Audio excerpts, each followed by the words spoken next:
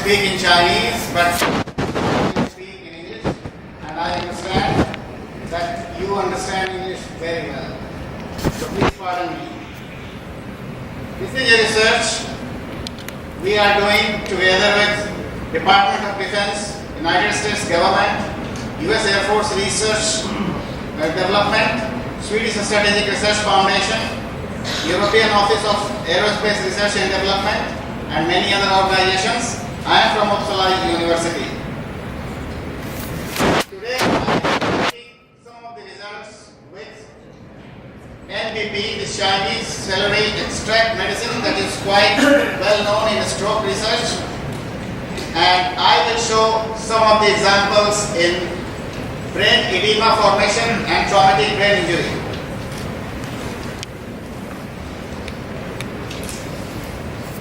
One of our colleagues, Stephen Scraper, just passed away, and he has helped us a lot in development of many works. So this is the tribute I owe to him. Before I say anything to you, I must confess that whatever I am telling, this is my personal opinion, and it has nothing to do with US government or even Chinese government, where we are working some of the works together. We are working with Dr. Yuan Feng since long time, and that's why in Shijiazhuang we came to know about NBP. It is a potential drug. We work on blood-brain barrier because this is one of the important aspects of brain phenomena, and all disease conditions this barrier is open. So we want to restore this barrier by using different kind of drugs, and the other important point is that we enhance the neuroprotective ability of the drugs by nano delivery. I will focus on these two things together. As you can see that blood-brain barrier resides between the two endothelial cells and connected with tight junctions. In many cases of military operation, our soldiers are exposed to different kinds of hazards, nanoparticles, missile explosion, and therefore they are exposed to these nanoparticles, and it can influence their brain function.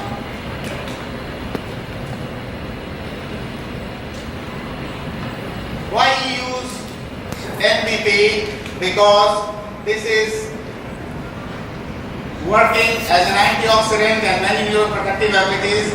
We plan to study in brain and spinal cord injury, Alzheimer's disease, also in Parkinson's disease, high altitude brain sickness, because you are aware that high altitude is one of the potential edematous factor and serious problems in our soldiers who are fighting over 5,000 meter altitude. Also the brain blast injury, heat stroke, and cardiac arrest. These are our plannings we are working, and I will focus some of the examples in brain trauma.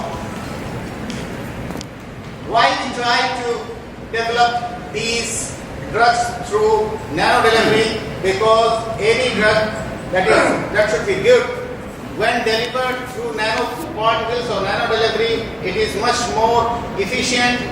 It can induce long-term neuroprotection. Therefore, we started this drug delivery of NBP probably for the first time in our experiments. We use titanium dioxide nanowire delivery because this is a US patent at the University of Arkansas we are working with, and we also try PLGA delivery and some of the other aspects of titanate hemisphere nano delivery. Now we know that a combination of drugs can also enhance the potency of neuroprotection, and there are reports that adding mesenchymal stem cells can enhance the neuroprotective ability.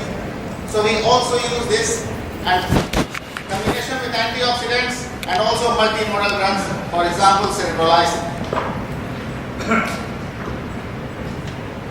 When we first time found that NBP nanodelivery can protect concussive head injury induced neuroprotection, we submitted this innovation to US government National Innovation Summit, and we are happy to tell you that this is accepted as one of the innovations with NBP in concussive head injury.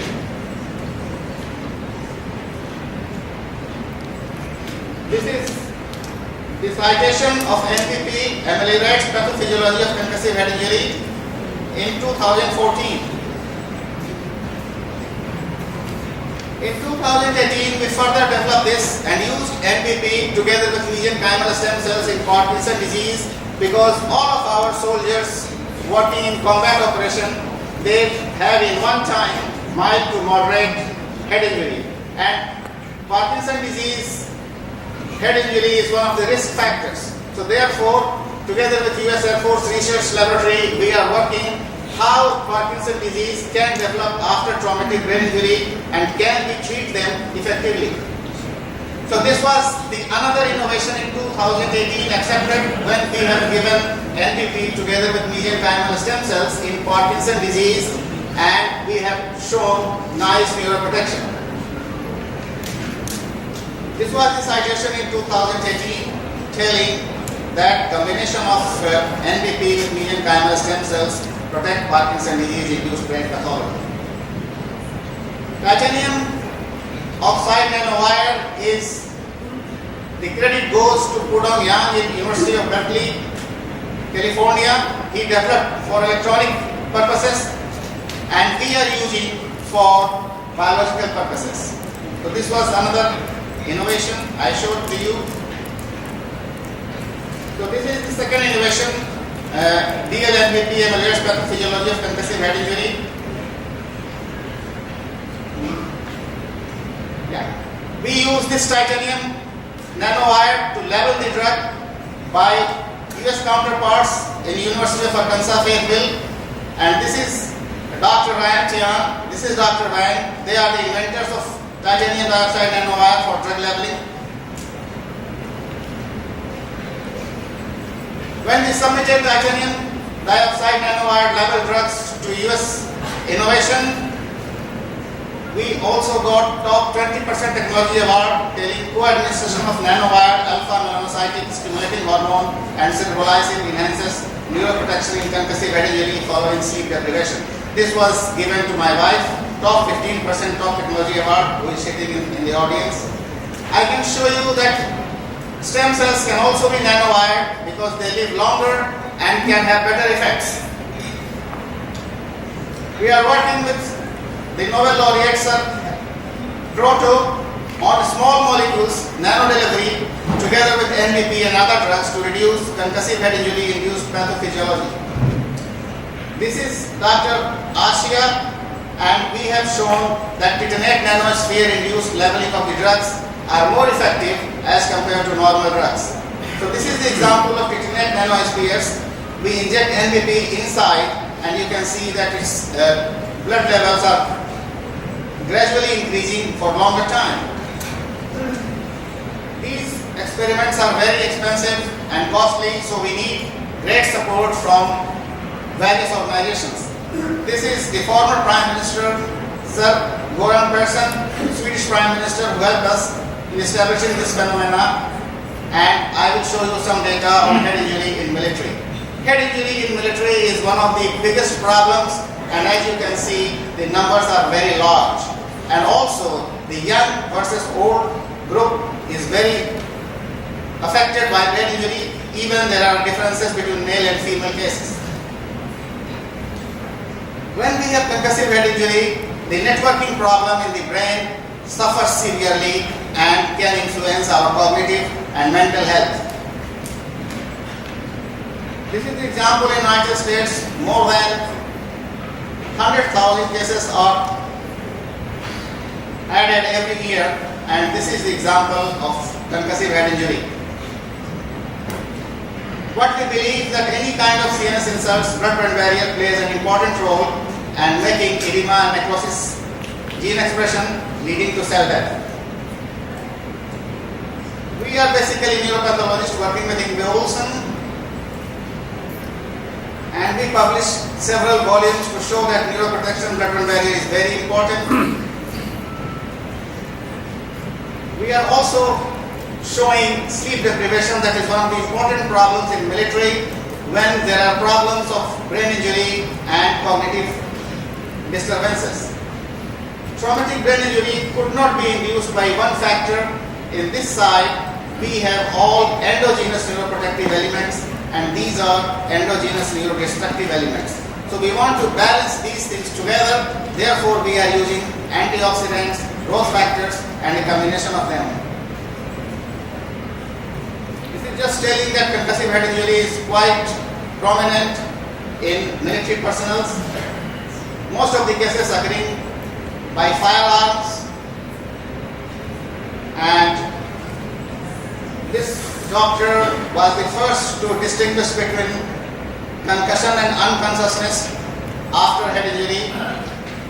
And in concussive head injury, there is a counter-coup mechanism.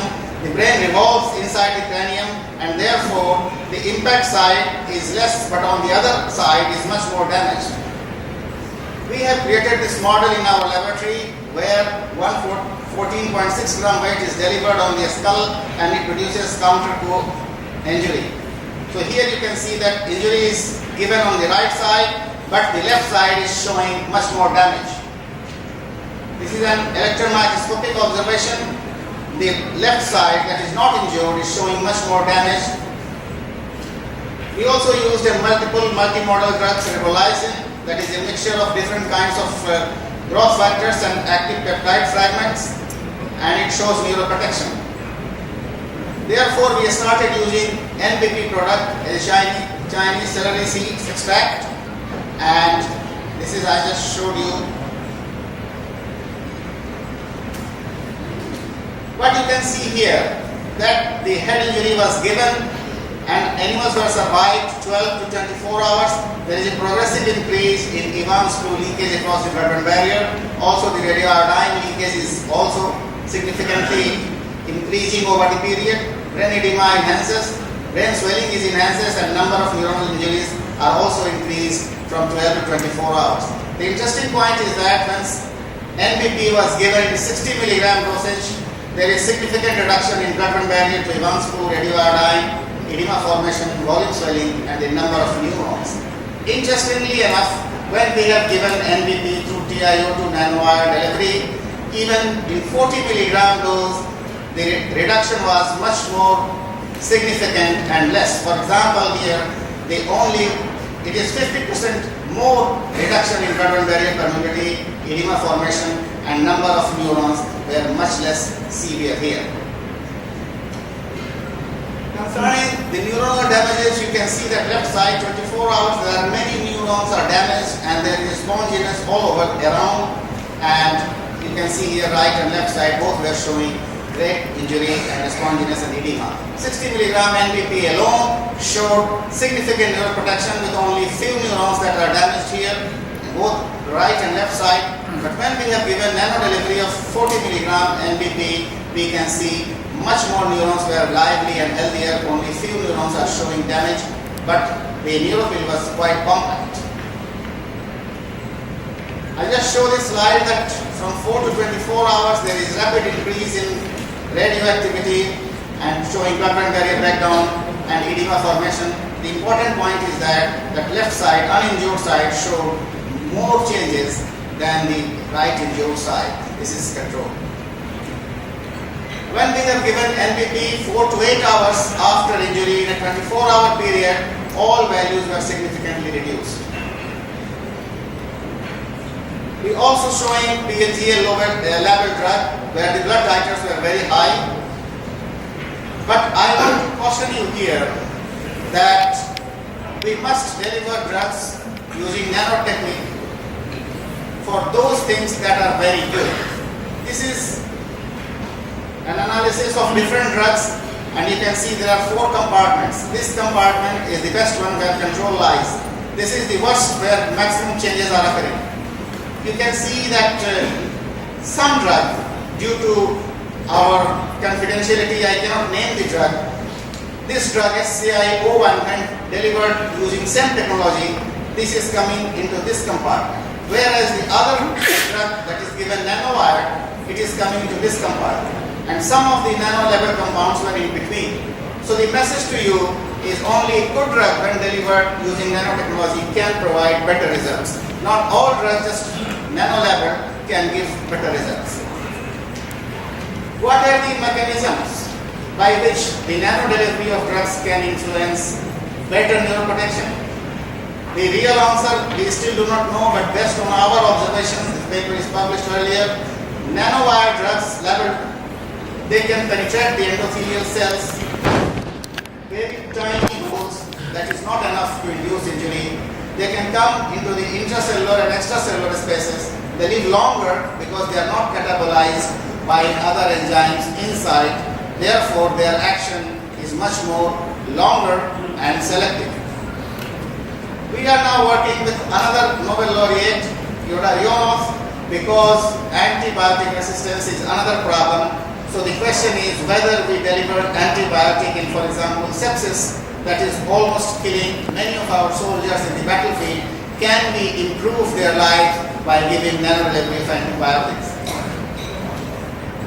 So the point is at the end I can tell you that NBP, when delivered using nanotechnology, is much more efficient in reducing brain injury, induced brain pathology and other factors. Due to lack of time, I am not showing the functional data, but they are also reduced when we have given NBP using nano delivery. So both functional and pathological data were significantly reduced after concussive head injury. The important point is that even this drug is delivered 4 to 8 hours after injury. That is enough time when our soldiers get injured at the combat, they can transfer by helicopter or any other means within 3 hours to any specialized medical facilities. So this research in our hands appears to be more significant. We have published this paper last year in molecular neurobiology with an impact factor of 6. And this is Dr. Liang Yanfeng from Hospital in Shijiazhuang. We are also working with another hospital in Harbin on some aspects of brain injury. And lastly, I will show you some problems of high altitude edema. You can see that Hindu Kush mountain is more than 5,000 meter high, and many of the soldiers from various countries, they are located there, either peacekeeping or combat. When they get injured, their injury is much more severe. And therefore, we need new treatments like drug delivery, nano drug delivery to find good treatment for them. We are using some of the books to spread this message, like Nanotechnological Advances in October 2017, is Springer published, and also this Nanomedicine in International Review Neurobiology in 2018, and some of the nano wire technique got top 20% award by National Innovation, and the jury were all kinds of US government agencies, so it appears to be highly prestigious. And finally, due to this, our work on NBP and other drugs, we were invited to chair Nanotechnological Advances in Society for Neuroscience in San Diego just in November, and we were very happy that all our group was included, including NBP research in this session. Dr. Shelley, we are also working with the small peptide fragments, and I will stop here because these are our supporters from various organizations.